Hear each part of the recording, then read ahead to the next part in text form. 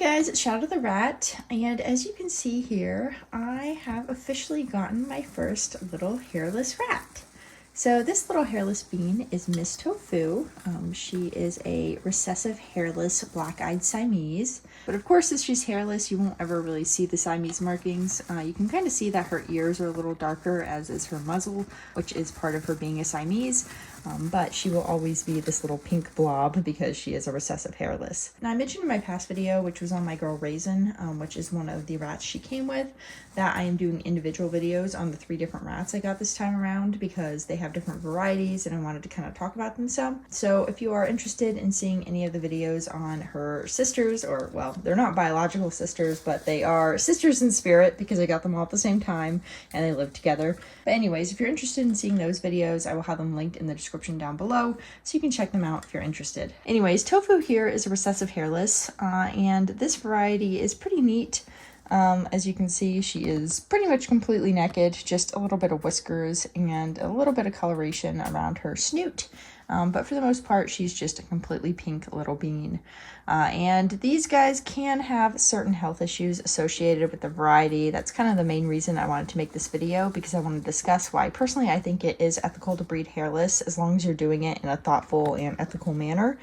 But anyways, basically, the health issues most commonly seen with these guys is the same sort of health issues most commonly seen with werewolves, and that is skin issues, eye issues, and lactation issues.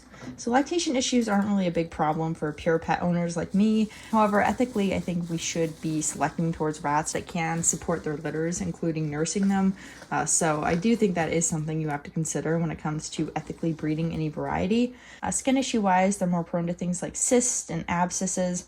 Their eyes are more prone to getting debris stuck in them and getting infected because oftentimes they don't have eyelashes. This is not always the case though, which is really the main point of this video and my video on my werewolf girl, which is that selective breeding can breed away from a lot of these health issues. So these health issues are not inherently going to be found in every hairless rat. They can be found in a lot of them.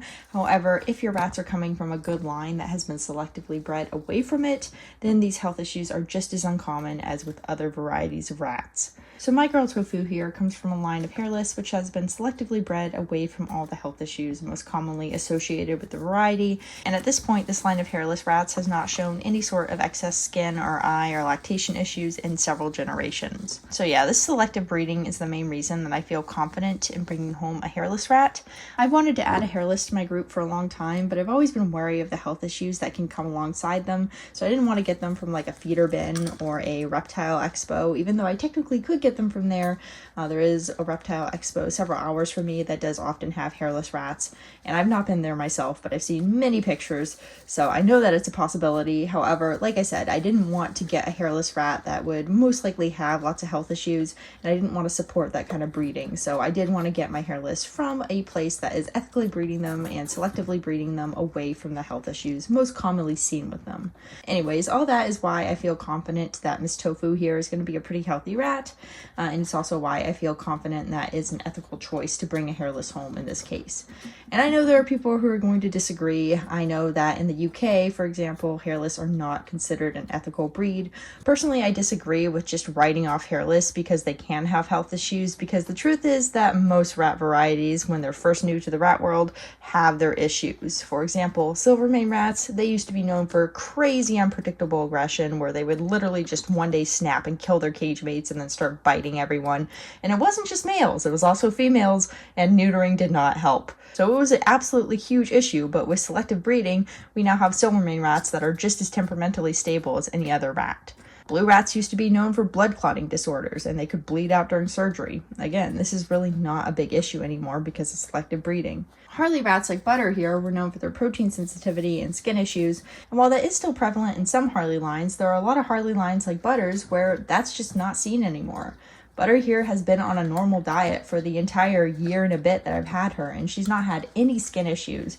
So again, just the power of selective breeding. If you selectively breed away from health issues, you're going to get healthier rats of any variety. So yeah, I don't consider it a fault for a variety to have its health or behavioral issues so long as it's something that can be worked away from with selective breeding.